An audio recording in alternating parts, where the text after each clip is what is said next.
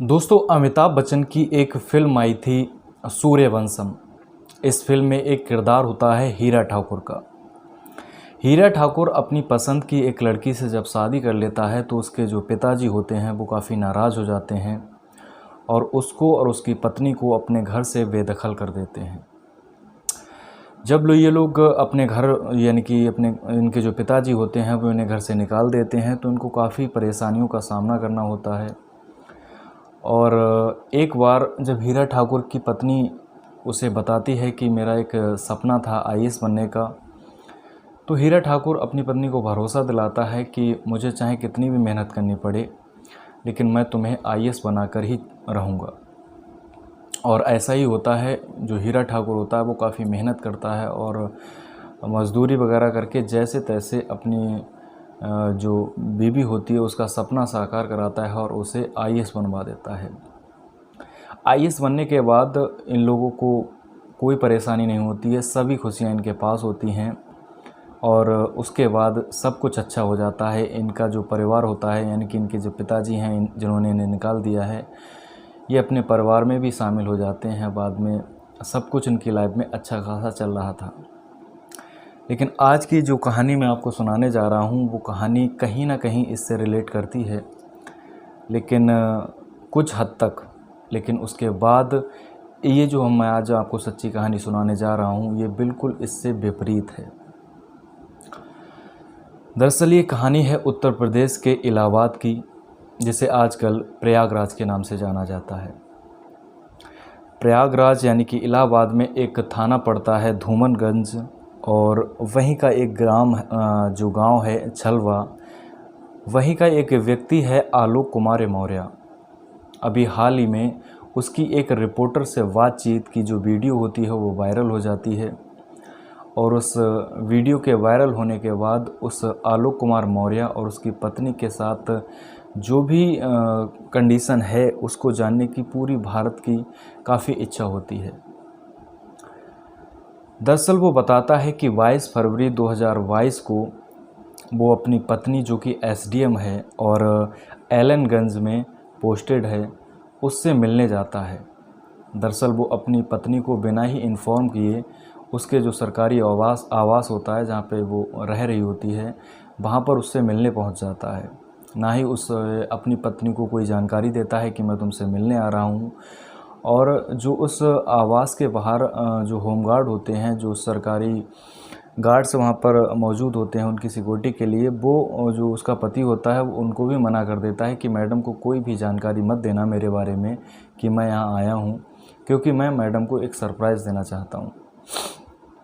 बस इसी खुशी में वो काफ़ी एक्साइटेड होता है और उस आवास पे पहुँचता है और जैसे ही अपनी पत्नी के यानी कि एसडीएम पत्नी के कमरे में यानी कि बेडरूम में एंट्री करता है तो उसके जो बेडरूम का जो वो नज़ारा देखता है तो उसके पैरों के तले से ज़मीन खिसक जाती है। जो उसकी पत्नी होती है वो किसी गैर मर्द के साथ आपत्तिजनक हालत में होती है। जब वो ये सब नज़ारा देखता है तो उसका दिमाग बिल्कुल सुन्न हो जाता है, उसके हाथ पैर भी बिल्कुल शून्य हो जाते हैं। उसको कुछ समझ में नहीं आ रहा है कि ये सब क्या है। वो कमरे से बाहर आ जाता है और बाहर एक सोफ़ा पड़ा होता है बरामदे में, वहाँ आकर बैठ जाता है और सोचता है कि मैंने अपनी पत्नी के लिए क्या क्या किया, इसको एसडीएम बनाने के लिए कितनी मेहनत की और आज मुझे इसने ये गिला दिया। वो बेचारा काफ़ी परेशान हो जाता है और कहीं ना कहीं अपनी पत्नी के प्रति उसके अंदर गुस्सा भी आता है। इसीलिए वो अपने क्षेत्र के जितने भी आला अधिकारी होते हैं सबके पास शिकायत करने यानी कि तहरीर देने पहुंच जाता है। वो एसओ के पास जाता है और अपने ज़िला के एसएसपी के पास जाता है, ज़िला के डीएम के पास जाता है और हमारे जो उत्तर प्रदेश के मुख्यमंत्री हैं योगी आदित्यनाथ, उनका भी दरवाज़ा खटखटाता है इंसाफ के लिए। दरअसल ये कहानी शुरू होती है 2009 में। 2009 में आलोक कुमार मौर्य हैं, इनकी पढ़ाई पूरी हो जाती है और जब पढ़ाई पूरी जाती है तो सफाई कर्मचारी की वैकेंसी निकलती है, उसमें ये अप्लाई करते हैं और इनकी नौकरी लग जाती है। और जैसा कि हमारे उत्तर प्रदेश का चलन है कि किसी अगर लड़के की पढ़ाई पूरी हो जाती है और उसके बाद उसकी नौकरी लग जाती है और वो भी सरकारी नौकरी हो, तो उसके बाद बस एक ही जिम्मेदारी घर वालों की बस थी कि बस अब जल्दी से जल्दी इसकी शादी कर दी जाए। वैसा ही हुआ आलोक कुमार मौर्य के साथ। जब इनकी सरकारी नौकरी लग जाती है, भले ही सफाई कर्मचारी की होती है लेकिन वो सरकारी होती है, जब इनकी सरकारी नौकरी लग जाती है तो इनके घर वालों की तलाश शुरू हो जाती है इनकी शादी के लिए लड़की देखना। और कुछ ही समय बाद बनारस का एक गांव है चिरई, जहां पर एक लड़की से इनकी शादी तय हो जाती है, जो कि ज्योति मौर्य होती हैं। ज्योति मौर्य से 2010 में इनकी शादी हो जाती है। जब इनकी शादी हो जाती है कुछ ही महीनों बाद इनकी जो पत्नी है ज्योति मौर्य, ये इनसे कहती हैं कि मैं शुरू से ही पढ़ाई में बहुत अच्छी रही हूँ और हर क्लास में अव्वल आई हूँ, और मेरा एक सपना है पीसीएस का एग्ज़ाम निकालने का, पीसीएस अधिकारी बनने का। जब आलोक कुमार मौर्य को ये बात पता चलती है तो वो बहुत ही अंदर से खुश होता है कि मैं तो कोई बड़ा अफसर नहीं बन पाया, लेकिन शायद मैं अपनी अगर पत्नी को पढ़ाऊँगा तो इससे मैं एक अच्छा अधिकारी या कोई पीसीएस अधिकारी बना सकता हूँ। वो अपनी पत्नी को हौसला बढ़ाता है कि तुम परेशान मत हो, मैं चाहे भले ही कम पैसे की नौकरी कर रहा हूँ लेकिन तुम्हारे लिए पढ़ाने के हिसाब से कमा रहा हूँ। हम लोग इलाहाबाद चलेंगे और वहाँ पे तुम्हें कोई ना कोई कोचिंग ज्वाइन करा देंगे। दरअसल उसकी जो पोस्टिंग थी वो प्रतापगढ़ में थी, लेकिन वो अपनी बीवी को लेकर इलाहाबाद पहुँच जाता है और वहाँ पर कई कोचिंगों में ट्राई करता है।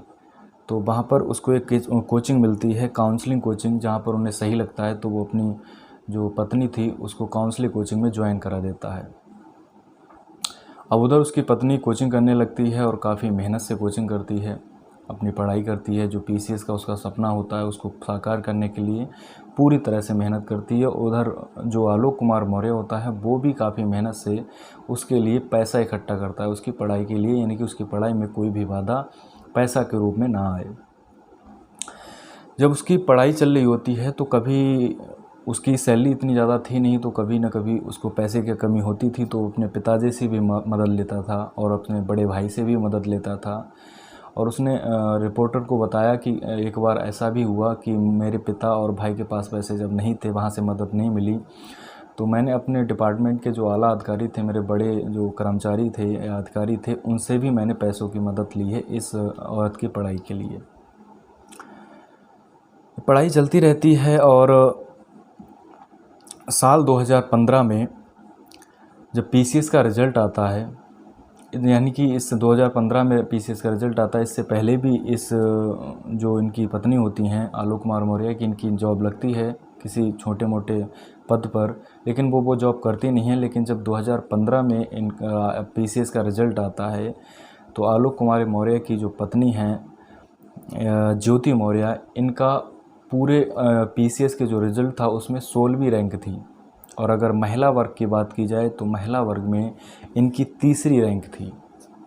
अब जब इस बात की खबर आलोक मौर्य को लगती है और आलोक मौर्य के घर वालों को लगती है और आलोक मौर्य के गांव वालों को लगती है, तो गांव में बहुत ही बड़ी एक खुशी का माहौल था कि एक हमारे गांव की एक बहू है जो एक इतना बड़ा एग्ज़ाम निकाला है, और जब उन्हें पता चलता है इनको एसडीएम की पोस्ट मिलेगी तो मतलब पूरा गांव बहुत ही खुश था। और दूसरी खुशी एक और थी इसी टाइम पे कि जो आलोक कुमार मौर्य की पत्नी थी वो प्रेग्नेंट थी और उन्होंने 2 बेटियों को, जुड़वा बेटियों को जन्म दिया था। अब दोहरी खुशी गांव वालों के लिए बहुत ही अच्छी थी, बहुत खुश था पूरा गांव, और परिवार की तो कुछ पूछो ही मत। तो 2015 में इनका रिज़ल्ट आता है और ये पीसीएस पास कर लेती हैं, और उसके बाद इनकी पोस्टिंग होती है, जगह जगह पर इनकी पोस्टिंग होती है। कौशाम्बी में होती है, प्रतापगढ़ में होती है, जौनपुर में होती है, लखनऊ में होती है।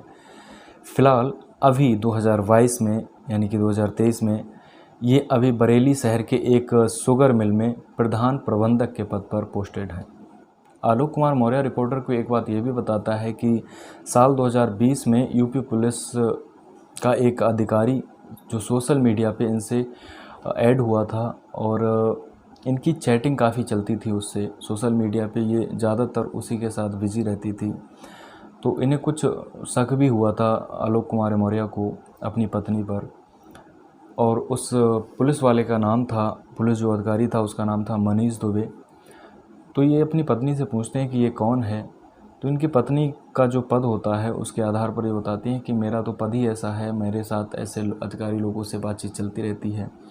तो इस बात को मनीष जो दुबे जो वो होता है, आलोक मौर्य होता है, वो भी इसको बड़े हल्के में ले लेता है और इसको इग्नोर कर देता है। लेकिन जब 22 फरवरी 2022 को एलनगंज में अपनी पत्नी के जो आवास में वो पहुंचता है और वहां का जो बेडरूम का नज़ारा देखता है, अपने सामने ही सब पूरी कहानी जब उसके सामने आ जाती है, तब उसको पूर्ण रूप से विश्वास हो जाता है कि जो मेरी धर्मपत्नी है वो मेरे साथ विश्वासघात कर रही हैं।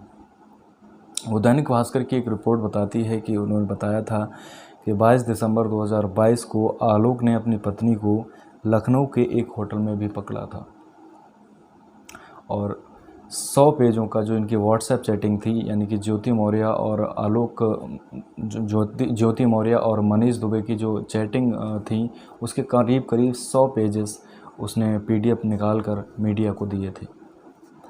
अब इतने सब सबूत इकट्ठे होने के बाद आलोक मौर्य काफ़ी परेशान हो जाते हैं, इधर उधर भटकते हैं इंसाफ के लिए, और वो मीडिया को बताते हैं कि जो आलोक दुबे है, जिसका अफेयर है उसकी बीवी के साथ, यानी कि ज्योति मौर्य के साथ, जो कि एसडीएम है, तो बताते हैं कि मनीष दुबे है, उसकी वाइफ का भी फ़ोन मेरे पास आया था और उसने मुझसे रिक्वेस्ट की थी कि भैया मेरा जो पति है मनीष दुबे, वो तुम्हारी बीवी के चक्कर में पड़ गया है और मेरा घर बर्बाद होने से बचा लो। और मैंने भी उसे भरोसा दिलाया कि बहन, मैं तुम्हें जितनी भी कोशिश होगी मैं पूरी कोशिश करूँगा, लेकिन तुम्हारा घर बर्बाद नहीं होने दूँगा। जब इस सब जानकारी के लिए अब इतनी अफवाह फैल गई और इतना माहौल ख़राब हो गया, जब ये सब जानकारी इकट्ठी हुई तो मीडिया वाले इनकी जो पत्नी थी आलोक कुमार मौर्य की, उनके पास, यानी कि ज्योति मौर्य के पास मीडिया वाले जब पहुंचते हैं तो ज्योति मौर्य एक अलग ही कहानी मीडिया वालों को बताती हैं। वो बताती हैं कि 7 मई 2023 को मैंने दहेज प्रथा का केस इन पर धूमनगंज थाने में एफआईआर करा दी है, यानी उन्होंने 50 लाख रुपए दहेज मांगा है। और मुझे बताया गया था, जब मेरी शादी हुई थी तब मुझे बताया गया था कि जो आलोक कुमार मौर्य हैं वो ग्राम विकास अधिकारी हैं, ये मुझसे झूठ बोलकर शादी की गई थी। इस तरह का केस उन्होंने इन पर लगाया है। अब क्या सच है क्या झूठ है, ये तो समय आने पर पता चल ही जाएगा, लेकिन जिस तरह से आलोक कुमार मौर्य परेशान हैं, उससे लगता है कि कहीं ना कहीं इनके साथ कुछ गलत हुआ है। और उधर उनकी जो वाइफ हैं, उन्होंने भी उन पर दहेज प्रथा का केस लगा रखा है। अब इंसाफ किसको मिलेगा, ये तो आने वाला समय पर पता चल ही जाएगा। दोस्तों, इस तरह की कहानी सुनाने का मेरा ये उद्देश्य नहीं है कि किसी को परेशान किया जाए या किसी के बारे में कुछ गलत फैलाया जाए। ये कहानी मैं सुनाई ताकि कुछ सच्चाई जितनी मैंने इकट्ठी कर पाई वो आपके सामने ला सकूं और आप लोगों को जागरूक कर सकूं। बाकी के लिए जय हिंद, जय भारत।